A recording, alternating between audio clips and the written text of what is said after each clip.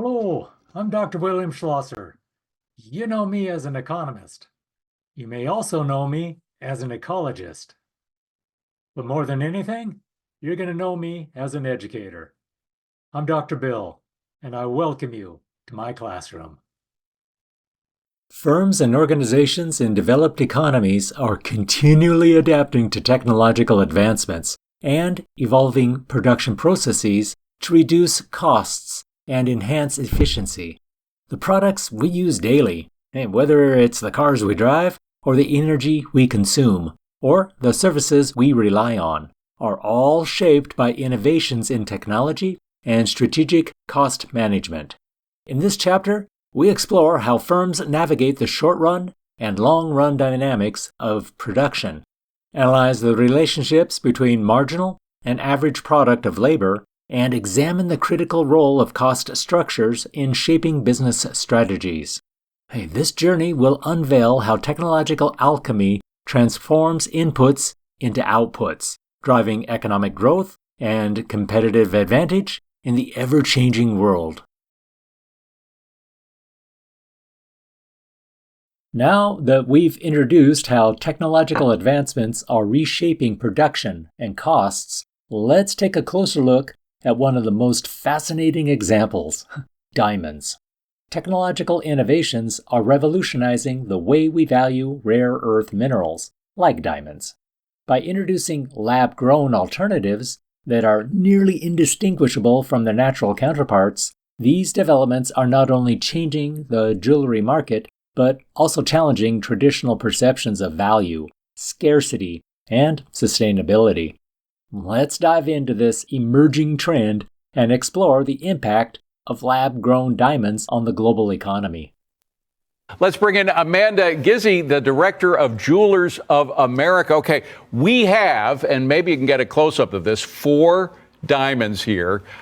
You say, by the way, I like the way you said it, they're all real. It's just one is lab grown. Correct. Okay, so put up the picture of these 4 rings again. One of these is lab grown. I'm going to just turn it a little just so you can see the sparkles there. I don't know if anybody can tell. Can you look at the camera there and tell which one you think? Number 1, number 2, number 3, or number 4? 1. Which you think it's this one Yes. that is the lab grown?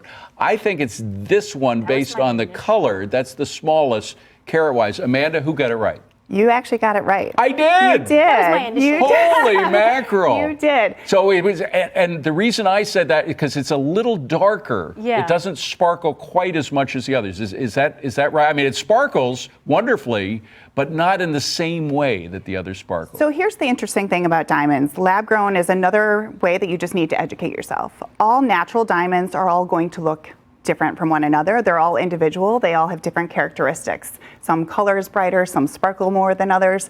And lab grown really are no different. They're actually graded on the same scale from the GIA as you just heard Olivia talk about. So they all have different certifications that come along with them. So they're all going to sparkle a little bit differently. Really what you just need to understand is some of the things that Olivia did talk about. You know, lab growns are grown in a laboratory. Yes. They're not grown inside of the earth. So they are starting to become really abundant. That's why we are starting to see the prices fall for these lab-grown diamonds, because there are so many of them coming into the market as they're being manufactured. Are they as hard as diamonds? Of course, historically, we've heard time and again, there's nothing harder than a diamond. Are they a little more fragile than the real diamond? They are a diamond, so they are still the same Mohs hardness as a natural diamond. They are, just created in a lab versus in the earth. Can I ask a question? Sure. Etiquette-wise, Yeah. when one is proposing Great question. with a stone, do you say at the time this is lab-grown, not natural? Always say, the biggest thing for lab-grown diamonds is all disclosure, and that starts from where you buy it. So you want to shop with a reputable jeweler. All jewelers are required by law to actually disclose what they're selling to you. So you should know that you're buying a lab-grown, and that really should go along to the person that you're looking to propose to. Nothing worse than having her go into a store 5 years down the road and wanting to upgrade and them saying, you can't, because it's actually lab grown and it's not worth anywhere close to what you paid for it however many years ago. And that's the thing about natural is they do, because it is not a finite supply, there is a finite supply. So, they're going to hold their value By a the little way, bit longer. Can I get costs from you? If we could go back to the diamonds here, number one, the biggest diamond. Yeah, so that's a 3.65 carat. So, as Olivia mentioned, all of these are going to range in price. So you could be around $35,000 for that. Okay. And a 2-carat stone, prices are dropping quickly. Yeah. So, but the one that is lab grown, this one, how much? So it's usually anywhere between $2,000 and $10,000, depending again on those characteristics. Well, they all so look we're seeing wonderful. about a 75% difference in price between lab grown and natural. Have a wonderful holiday season. It's a busy you time as of year. well. Thank you for making time for us. Thank you really for having me. Appreciate it.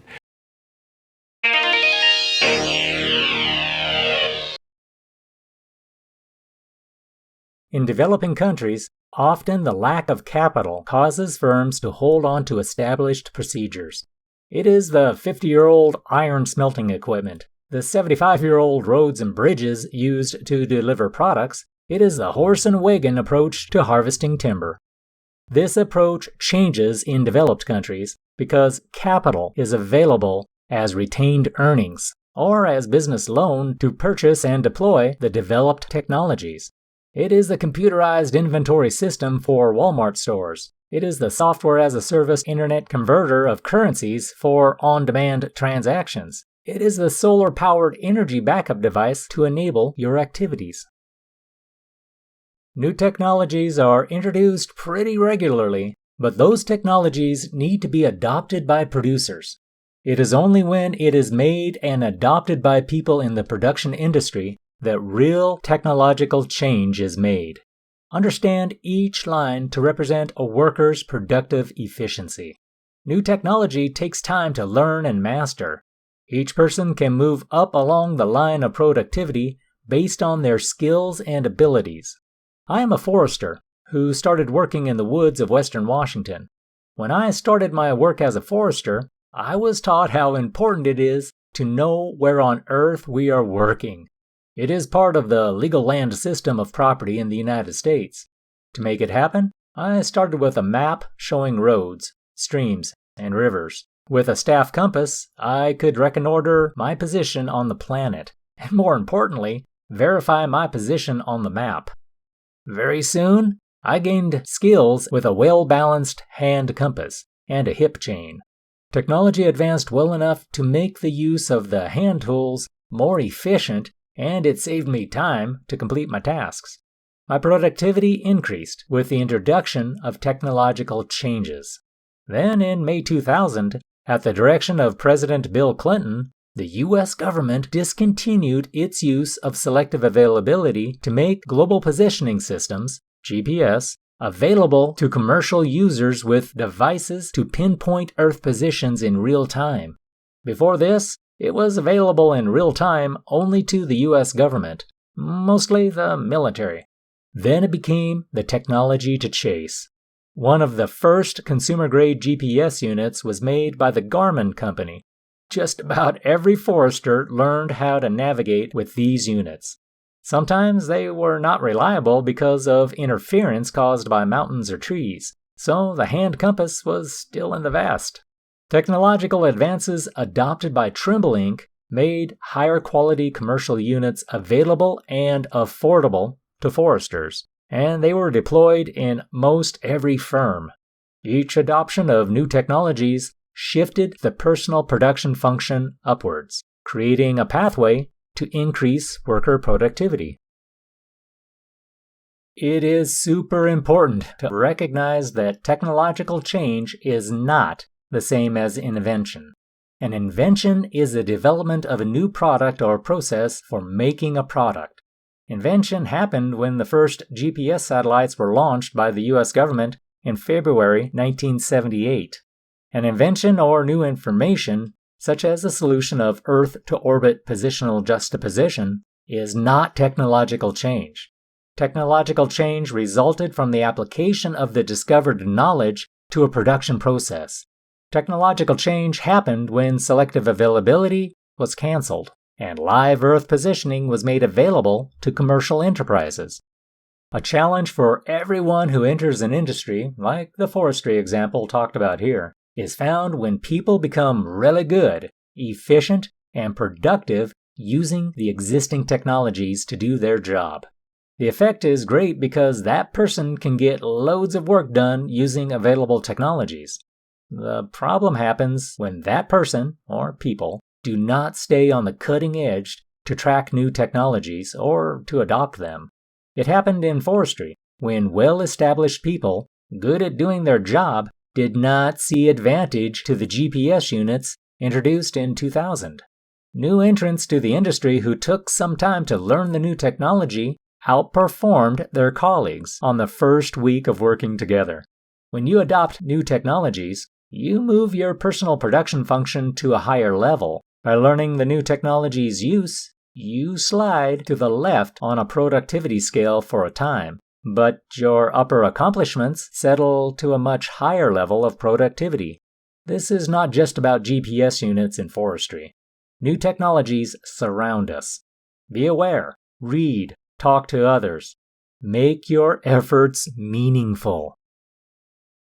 A firm's technology defines how it turns inputs into outputs of goods and services. Technological change is the change in the ability of a firm to produce a given level of output with a given quantity of inputs.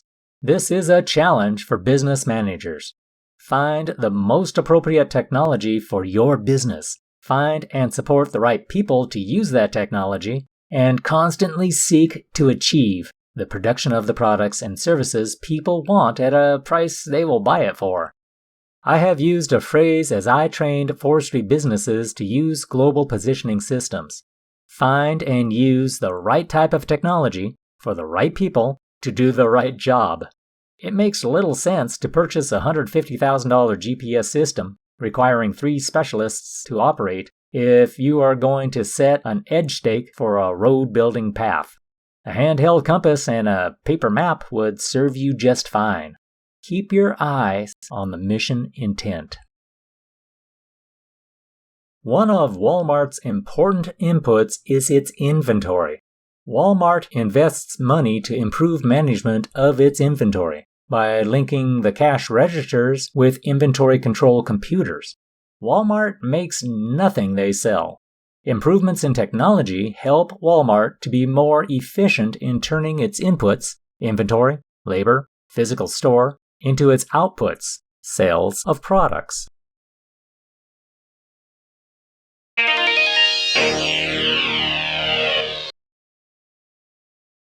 In economics, we refer to the short run as a period of time during which at least one of a firm's inputs is fixed. It might be a firm with a long-term lease on a factory that is too costly to get out of.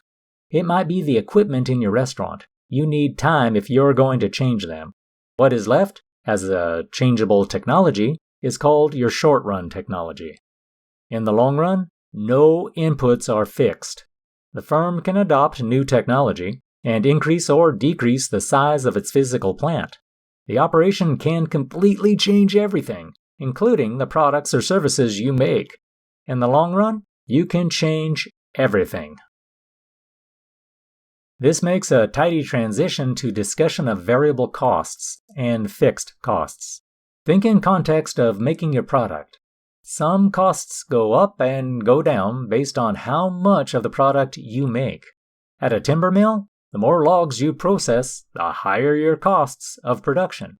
It is the cost of the natural resources used, cost of electricity, employee salaries, saw blades, depreciation of equipment used. That makes a pool of variable costs. Shut the mill down, send employees home, and your variable cost goes to zero. Fixed costs are not reliant on the output levels of your operation. This is the cost of the facility used for production, the cost of the vehicles waiting in the yard to be used. It is the licenses and permit fees used to authorize business operations. You pay them whether you operate or not. They are fixed costs. Easy transition to know that total costs, TC, is equal to fixed costs, FC, plus variable costs, VC.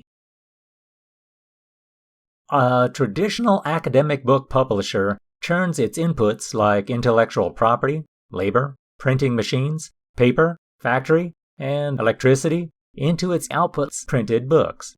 As it increases the number of books it publishes, some of those inputs stay constant and some rise. Can you identify which ones? Try this with me, one at a time. Intellectual property. Fixed cost in the short run because the book was authored, reviewed, laid out for printing, and made ready for production. Bringing us to the decision point, in the short run, it is fixed. In the longer run perspective, intellectual property is a variable cost because the publisher decides if a certain title will be encumbered or not. Labor is almost always a variable cost, at least for the costs of the people handling production. The company administrators are employed producing 10,000 books or 1 million books. They are fixed costs, even in the longer run. Of course, in a true long run, administrators are a variable cost as well.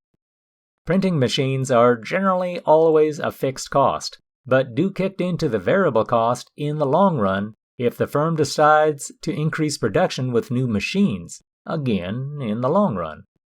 Paper is a great example of a short-run variable cost. Stop printing and you stop using paper. Factory is the other extreme as it is a fixed cost used as a means of operations. Stop printing or move to a new venue and you still have the costs of the factory you already paid for as a sunk cost. Electricity is another variable cost example for the most part. Stop printing and sorting the books, and you significantly reduce electricity costs. A little bit of electricity is needed to light the floor, circulate air, and heat or cool the facility. That becomes a fixed cost. Get ready for a flip around on this one. What if the printing company decides to keep producing textbooks, but they decide not to print them anymore? They go totally as PDF books sold to buyers. No books to print. Think about this one to consider what costs would remain for the publishing company and how the company would make a profit. As a student, I think you would welcome that book publisher. Recall that economists like to consider all of the opportunity costs of an activity, both the explicit costs and the implicit costs. Explicit costs are found when money is actually spent. It is the wages paid to employees, fuel costs for automobiles, rent, utilities, insurance, and obvious costs. An implicit cost, on the other hand, consider opportunity costs. We consider what other opportunities were available to spend the same money on. Economists measure costs as opportunity costs, which is the highest valued alternative that must be given up to engage in an activity. It may be the cost of me working on this video, as opposed to me working to further develop a forced econometrics algorithm for a software-as-a-service platform I maintain. We make trade-offs, and the implicit costs express the costs of those trade-offs. Costs may be explicit or implicit.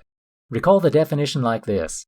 An explicit cost is a cost that involves spending money. An implicit cost is a non-monetary opportunity cost. Explicit costs are sometimes called accounting costs. Economic costs include both accounting costs and implicit costs. Now we put these ideas to the task on an example of Jill quitting her accounting job to open a pizza parlor. She was making $30,000 a year as an accountant, so we can start by putting $30,000 in the ledger as an implicit cost. Group foregone salary with foregone interest she could have made on her savings account invested in the new business, and depreciation on the equipment she purchases to use in the parlor. All other costs are explicit costs and are listed in red. These implicit costs are real costs of Jill owning the pizza parlor, even if they don't require an explicit outlay of money. Notice Jill charged herself for the money she took out of her savings, just like the bank charges for her loans. It was not her outlay of an expense, it is the opportunity cost of what her money could have earned if left in an interest-bearing account. Jill's pizza parlor turns labor, technology, ingredients, and utilities into pizzas to sell to customers. We treat ovens as a fixed cost within the first year. No increase or decrease in what she deployed to start with. She can call in more workers or send some home if business is not as planned. They are all variable costs. Jill's technology is how she creates her product. It is more than making a pizza pie. It is the entire experience customers enjoy when they decide to come to her parlor versus someone else's pizza shop, burger joint, or hoagie sandwich grill. It is the quality of the food and the experience at her parlor. A production function is the relationship between the inputs employed by a firm and the maximum output it can produce with those inputs. The production function represents the firm's technology. These are the numbers making her parlor's production function. She needs more workers to make more pizzas, but her oven count does not change in the short run, so it is a fixed cost. Also notice how increasing from 1 to 2 employees increased the number of pizza pies made by 250 pizzas. It does not increase by as much when pushing from 5 to 6 employees. At that point, with 2 ovens and a constrained kitchen size, the number of pizzas increased by only 15 pies. I expand the table into these categories, turning counts into costs. We can compare dollars better than item counts. Oven cost is fixed in this example, but the cost of workers is variable and based on the number of pizzas made. We are assuming Jill will be able to sell all the pizzas she makes. Nothing pushed into the trash. I like making tables and filling the cells here, but a graph explains the data to see loads more information in a clear view. This is the total cost curve, starting with the $800 cost for 0 pizzas produced. That is the fixed cost of the ovens, even when they are turned off. See the cost rising steeply as 4, 5, and 6 employees were hired to make those 600 to 700 pizzas each week. Building on the previous table, divide the total cost of the pizzas by the number of pizzas to get the average total cost of pizzas made. For low levels of production, the average cost falls as the number of pizzas rises. At higher levels, the average cost rises as the number of pizzas rise. Do you see it? Look where average total cost is at its lowest point. It happens at $4.67 per pizza. That happened with 2 employees making 450 pizza pies a week. We need to see that graphed.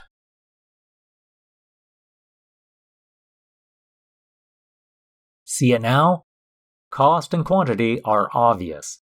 This shape of the total cost curve is indicative of all average total cost curves. Why? Well, let's figure it out with a few more steps.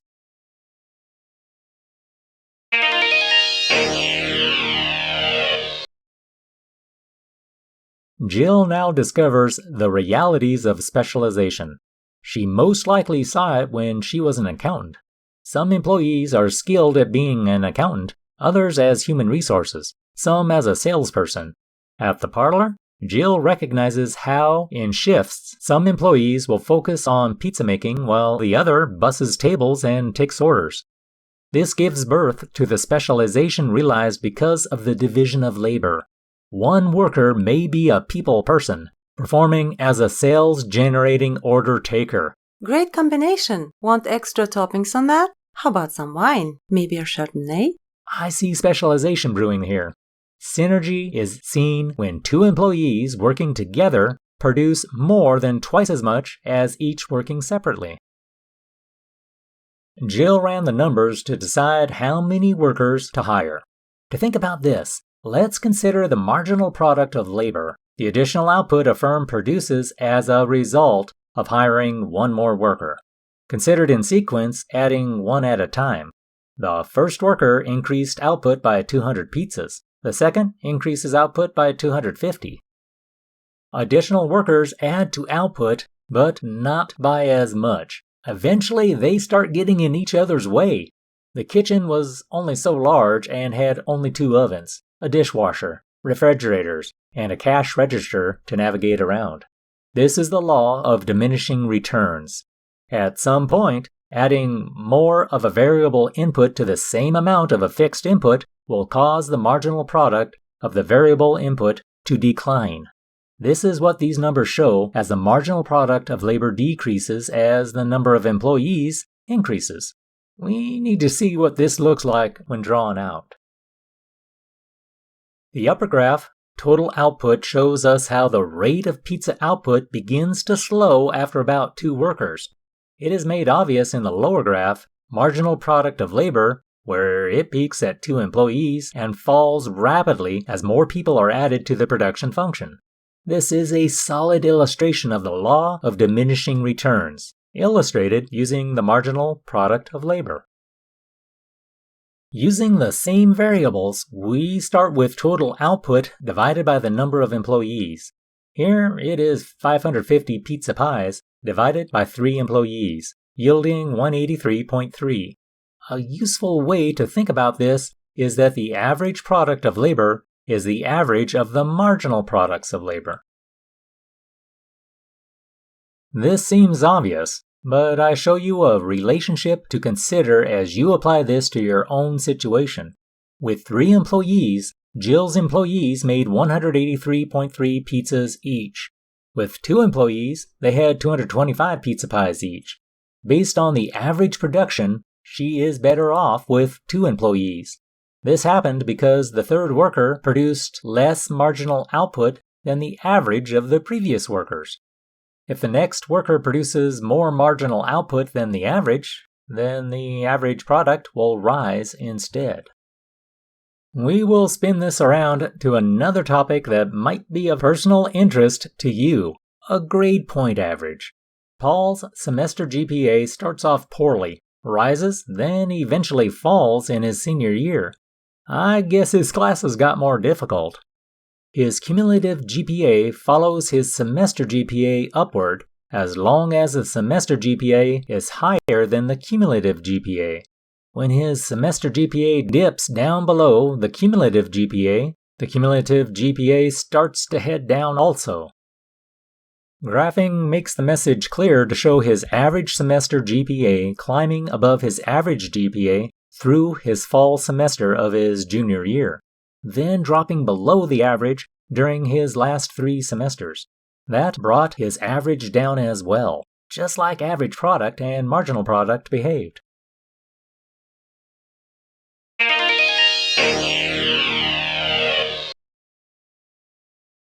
Marginal cost is the change in a firm's total cost from producing 1 more unit of a good or service. Marginal costs are regularly calculated in economics. We like to consider changes at the margin. In this case, we consider the cost of just 1 more output unit. The delta symbol is very common and used to indicate the change in. Here it is the change in the total cost divided by the change in quantity. That is, 2,100 minus 1,450 equals 650, divided by 450 minus 200 equals 250, equaling $2.60, as the marginal cost of pizzas at Jill's Pizza Parlor. We can visualize the average and marginal costs of production with a graph. The first 2 workers increase average production and cause cost per unit to fall. The next 4 workers are less productive, resulting in higher marginal costs of production. Since the average cost of production follows the marginal cost down and then up, this generates a U-shaped average cost curve. Something you always see in these figures is how marginal cost will always intersect average cost at ATC's minimum value. Mathematically, it is a truism not always seen in the tables, because for our instance here, we did not increase the quantity of pizzas 1 at a time. That intersection point will be important to solving your production problem. Stay tuned.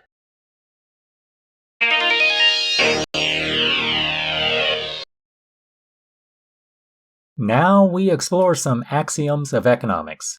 Starting with total cost equals fixed cost plus variable cost. Now we divide them by quantity. We can mathematically do this because we are looking at addition. So we divide each variable by the same value, quantity.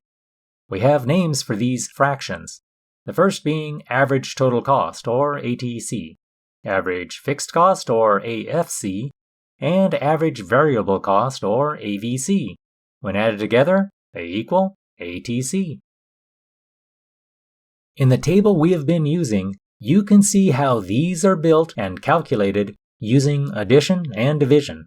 The axioms will always hold true, such that when marginal cost is below average total cost, ATC is falling. When MC is above ATC, ATC is rising.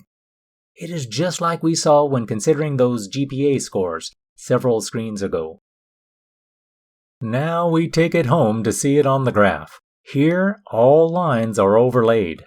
Marginal cost shows the axiom displayed minutes ago as it intersects average cost at its lowest value. It happens again when marginal cost intersects average total cost at its minimum value. ATC and AVC will never intersect each other, but they do converge, and AFC will approach a horizontal line as quantity increases to really large values. Recognizing those intersection points are at the minimums of ATC and AVC lines will give you analysis strength.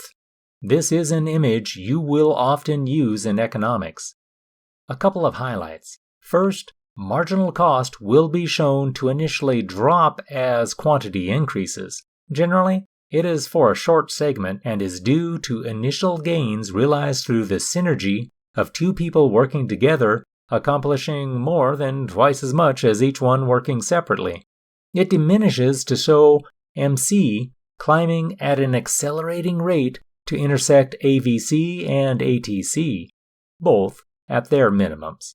These intersections show some significant points for your business's production profile. Those will be discussed more as we talk about scales of competition from perfect competition to monopolistic competition.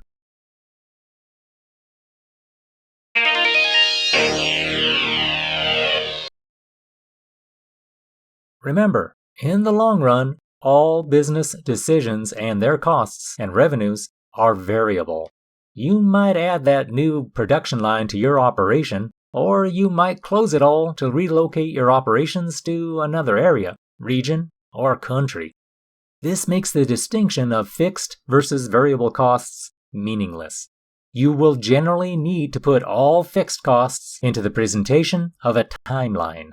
You might describe a basket of fixed costs for the next month, 6 months, or a year, knowing that beyond each of these timelines, they all become variable costs.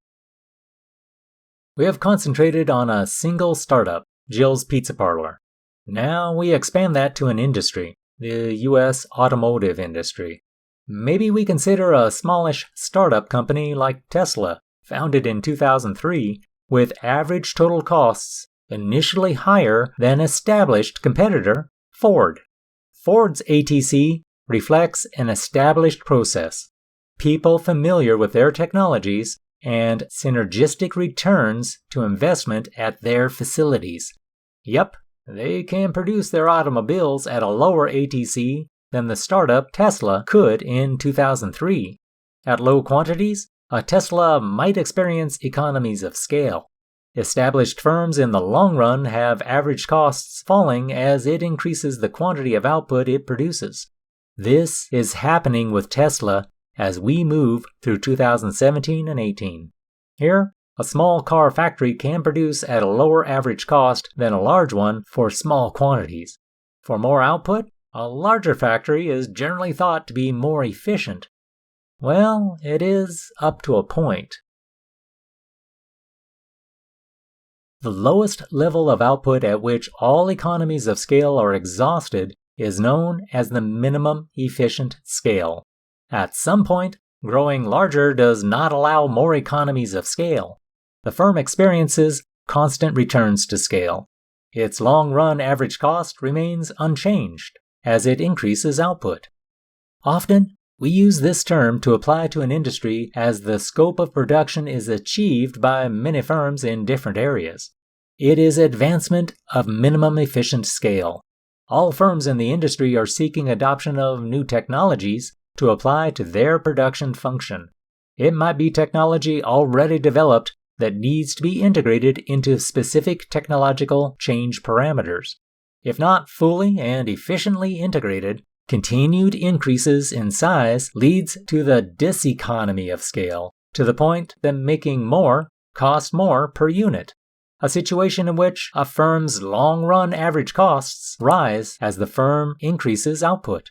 This might happen because the firm gets too large to manage effectively. There are many reasons firms in all industries might experience economies of scale. Production might increase at a greater than proportional rate as inputs increase. Having more workers can allow specialization. Large firms may be able to purchase inputs at a lower price. At some point, growth of a facility eclipses additive increases in output. That is the diseconomy of scale we saw on the graph. But what about in the real world? Eventually, managers may have difficulty coordinating huge operations. Consider the quote by the president of Toyota Transplant Factory in Kentucky, USA. This limitation is seen across all operations, social and industrial. I am a Type 1 incident commander for the emergency management operations. In these emergency response situations, commanders, task managers, division leads, and team leaders are capped at 7 direct report people each. Effectively, managers are not able to lead more than 7 people at a time while keeping attention on accomplishing mission intent. Everyone has one supervisor, and the chain of command is linear. It works for emergency response situations and illustrates how important the recognition of diseconomies of scale really is. On October 1, 1908, the first production Model T Ford was completed at the company's Detroit facility. Between 1908 and 1927, Ford would build some 15 million Model T cars. It was the longest production run of any automobile model in history until the Volkswagen Beetle surpassed it in 1972. Henry Ford is well known for his successes producing cars on an assembly line, allowing division of labor to help achieve economies of scale. Hoping to build on this, Ford built an enormous industrial complex along the River Rogue in Dearborn, Michigan, to produce the Model A. It measured 1.5 miles wide by 1 mile long, including 93 buildings. It employed 100,000 workers. It was the next revision to a great production process. The Model A lost money for Ford because the Rogue River complex was too large to allow efficient production, producing a disconnect between workers and management. Henry Ford was the first to make the mass assembly line and the next to make a diseconomy of scale. What do you think? Do auto manufacturers in this century think about the failures from 100 years ago? Seriously, Tesla has the Gigafactory, reflecting their highly automated production lines with intensifying levels of automation, overseen by humans who also work in the production floor. Tesla is changing the paradigm of the automobile industry. We will watch as it happens. They have already distributed production facilities around the USA and through 4 continents. With 33,000 employees and thousands of automated procedures, this new technology will discover a different production possibilities frontier.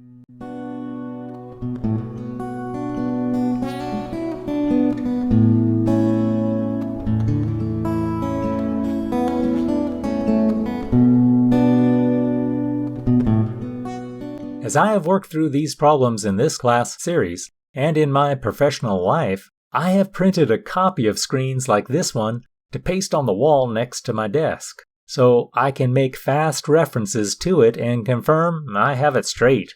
This is the fact-checking screen where you will be able to verify acronyms, meanings, and formula. Make it happen. As you review materials from this chapter, Be cautious to recognize that many folks will confuse the difference between technology and technological change. New technology is good, but it needs to become part of the operations production process to mean anything of value.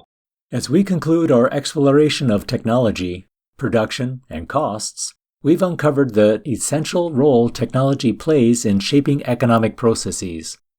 Throughout this chapter, we've examined how firms leverage technological advancements to optimize their production, balance short-run and long-run cost strategies, and improve labor productivity.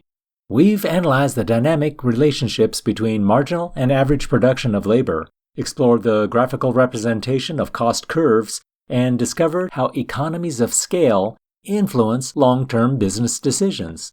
Ultimately, success in the modern economic landscape hinges on understanding how firms can strategically position themselves by adopting new technology and refining their production processes to stay competitive.